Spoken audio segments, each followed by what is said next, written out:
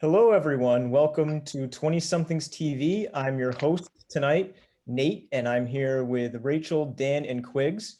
We have some interesting topics to talk about tonight. And first up, we are going to talk about minks and mink farms.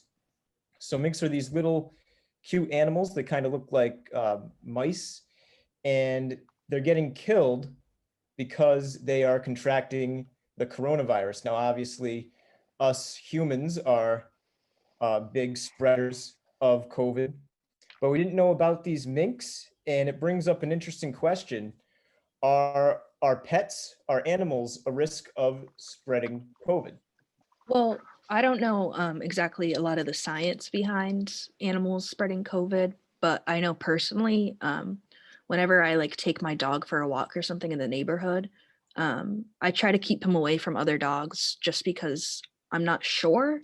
And I don't know, I think it's the right thing both for me and like for other people and their dogs, just in case something happens. I think it's better to be safe than sorry.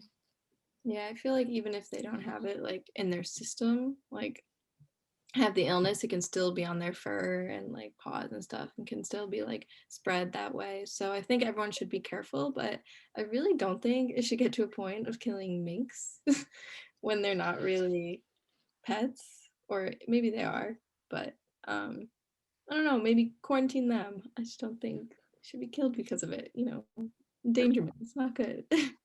Yeah, no, I don't think that they should be killing them more than they should just be putting stricter standards on whether or not they have COVID before, like, or whether or not they can transmit COVID after their death through like their fur or anything, because that's primarily what they're being used for.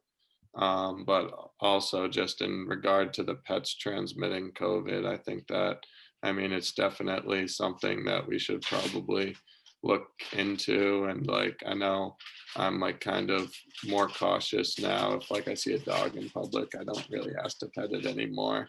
So it's like, because I know some people, like, people kiss their pets. So that will definitely up their chances of getting it if somebody with COVID ever touched their pet or anything, I feel.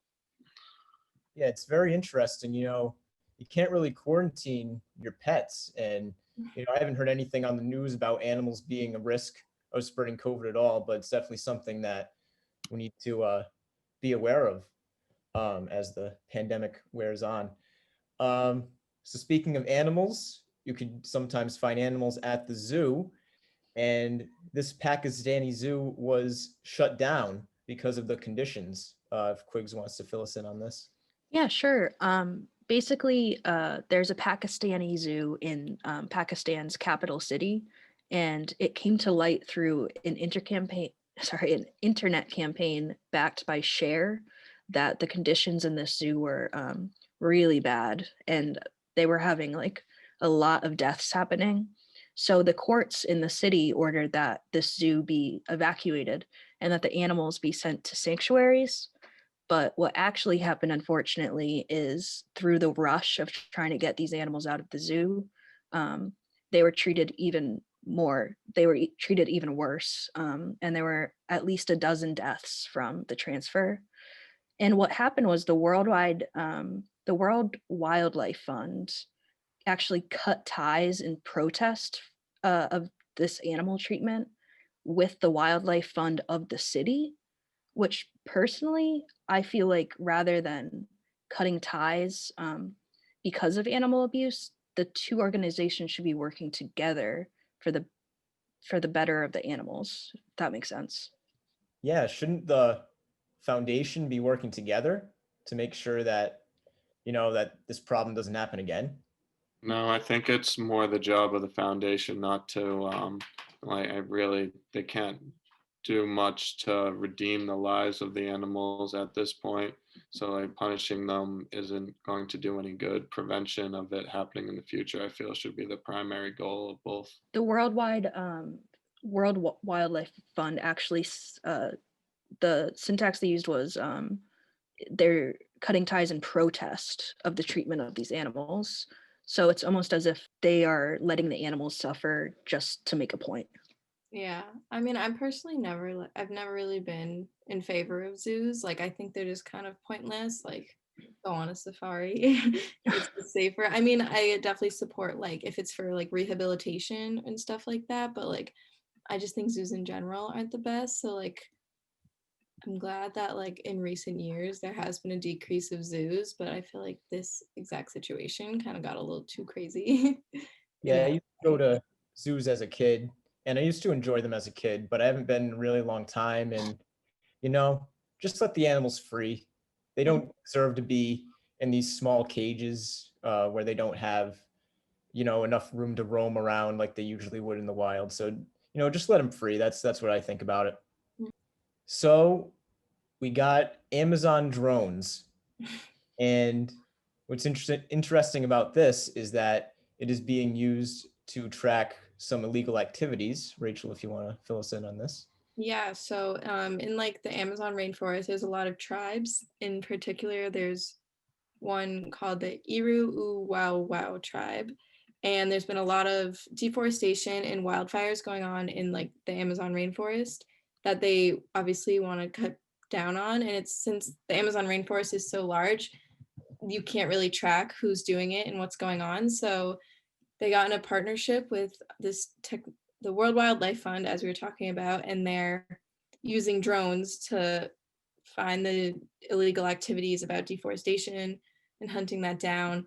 But what's really interesting about it is that like these tribes, they're very like into nature, obviously. They're with their roots, with the trees and everything. And they care so much about their environment and their habitat that they're going towards technology, which they never really do. They're welcoming this new technology with like open arms, which is really interesting because that's how badly they want to save their rainforests and habitats, which I think is pretty cool. But it's unfortunate that it's happening, but I think it's a really cool idea to track all of them and faster. Now, to me, this seems like a good thing that they're actually trying to track this and trying to stop it. Could this be used for other illegal activities going on in the world? It depends. Like I think drones are really like obviously a lot faster than like maybe people on foot, and maybe it's less dangerous because you're not actually there if you find something happening. But I feel like it's kind of case dependent on what's going on. Like if you're like walking in New York City and you see drones like watching your every movement for crime, I feel like people would get kind of scared of that and like it'd feel very dystopian. So I'm not sure. Like I said, it's very case dependent. The idea of while obviously the use of the drones in this situation seem really positive and a great idea, the idea of drones being used in like other situations, like even when we don't know there's crime going on, like just in case, that seems very like 1984, like government oversight. I'm not into that. Yeah. No, I think it's kind of like if there's probable cause for them to be surveilling an area, then they might be a useful way to do that. But I don't think that the everyday surveillance of people with drones would ever be something that everyone would want. I think that would make everyone feel a lot less safe than more safe. Mhm. I feel like for the environment is like great and I think it's amazing.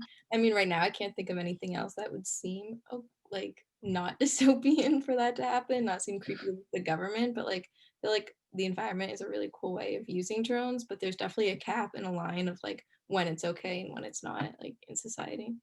Yeah. Yeah, no, if it's protecting against something in society, then that makes it worth it. And especially with deforestation and climate issues, I think it could be an interesting way to incorporate them. Yes, definitely a positive for that. And hopefully we see a drone spying on us anytime soon. That would not be a good thing. So our next topic is about Joe Biden and that he had a possible assassination attempt on his life. Now, this man's name is Alexander Hillel Treisman. And what he did was a bunch of things that really seemed terrible. He didn't do any of these things, but he certainly planned them. He conducted various searches about Joe Biden and where he lived in order to possibly assassinate him. Authorities discovered an AR-15 rifle, ammunition, and some different materials to create bombs in his van. He had written down a plan for a mass shooting for a possible Black Friday or Christmas in a mall food court. He had thousands of pictures and videos of child pornography, and there's audio of him claiming that it would be awesome to hijack a plane and crash it into a building, like another 9/11. And he was diagnosed with Asperger's disorder at the age of 12, but they will not let him out of surveillance because he seems that he is a risk of people's safety. So what do you guys think? Should he be in actual jail with other criminals, or should he be in a mental health facility? Well, first off, this man sounds sick. It really This does. man sounds horrible. I mean, I'm all for like mental health facilities over like punishment in prison, more of like getting better. But I do agree that he seems like a very big danger to society, considering how much stuff he has planned and like the details around it all. So I'm not sure. He's definitely a danger. I don't think he should be around other people, but he obviously needs some help with things mentally. So I don't know. I think he needs help with mental health, but I know like isolation in prison can make like mental health extremely worse.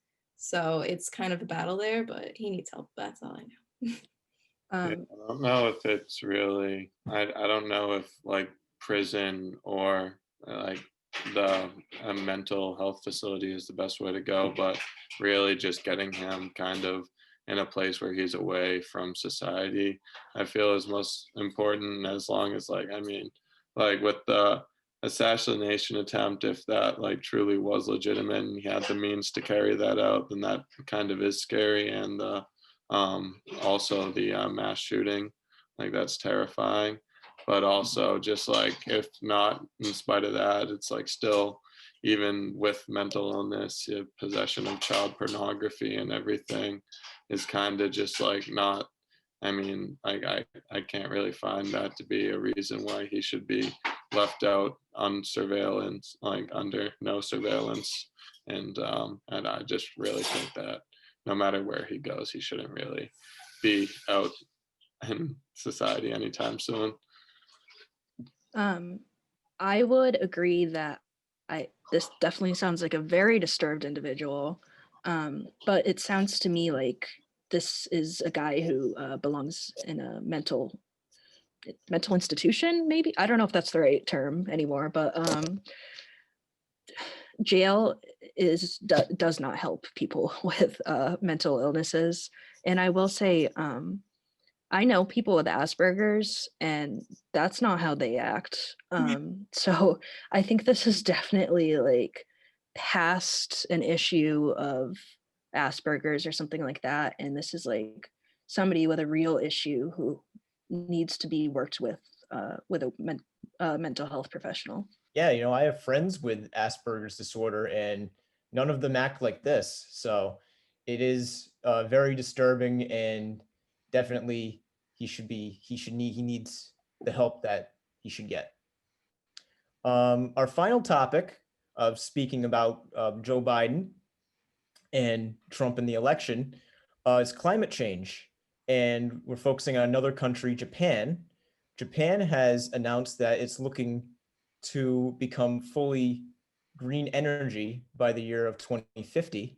If Dan wants to go into more detail about this. Yeah, so Japan's Prime Minister Suga said that this will be a push that they'll be making, and they're looking to have zero emissions by 2050. And them being one of the largest manufacturing countries in the world, and really just one of the leaders in industry of the world. They actually have the fifth largest emissions for greenhouse gases in the world as of now, out of any country. And as a really small island country, that's kind of like, it's a lot to really be putting out there. But really, what their prime minister said was that they plan to cut emissions down by 50% by 2030, and they're currently using about 56% for fossil fuels for their energy production, and so that's compared to about like 64% for the US. So really, it's kind of looking like they're already scaling down. They cut greenhouse emissions by 12% since 2013 at their peak. And so really, this kind of seems to be a movement that they see as positive, and the prime minister says that it will be transformative both in their economy and industrial structure. Yet when it was kind of raised as a controversial point in the US election as to whether or not this is something that's going to destroy us economically. And I mean, it also comes with the uh, controversy over climate change and the policies in the US right now. Yeah, I was So, going to ask about that. With Trump and Biden having such different takes about climate change, how are we looking going into the future? And are we looking worse or better than Japan as it stands right now? I mean, as it stands right now, we're not scaling back any. And I mean, there's been a lot of concern raised around what will happen to the jobs in the oil industry. And I mean, granted, nobody in the US is really seeing the fact that this is a long-term plan and that this like is gonna take years and years to carry out. You can't just get rid of an industry like that overnight. And so really, I think like if we did it the right way, then we could be creating more jobs and our push towards more sustainable energy. But at the end of the day, I think Japan is definitely doing a much better job in putting it out there as one of their driving goals and like one of the things that they're actually focused on doing as a whole society, rather than kind of just fighting over it and like bickering and political debates. Yeah, it sounds like Japan actually seems like their government agrees on the fact that something has to be done about the environment. Whereas over here, I mean, Republicans treat the New Deal as if it's like the worst thing they've ever heard of in their entire lives. So I think just the fact that Japan's government seems to be on the same page that something has to give, they're definitely miles ahead of us right now. Yeah, I mean, right now, like literally right now, we don't seem to have a good future with the current administration. But again, in 7 days, a lot of things may change. I may have more hope for our environment, but I think it's, yeah, obviously in 7 days, there could be a huge difference in whether like it may be reversible or not, this climate change and like destroying the earth, because eventually it will, like eventually climate change and humans on the earth will take over and it'll kind of just not be able to live and we won't be able to have like our environment, which is very sad. But I think there's definitely a lot more that us as like humans and the people in power can be doing to stop that and like slow it down so that we can all, you know, live longer and be healthy and breathe clean air. Yeah, a lot can change in the next 7 days. We'll just have to stay tuned and see what happens. Mhm. That's all the time we have for you tonight. I'm Nate, along with Rachel, Dan, and Quiggs. No show next week due to the election. We will see you in 2 weeks. Thank you.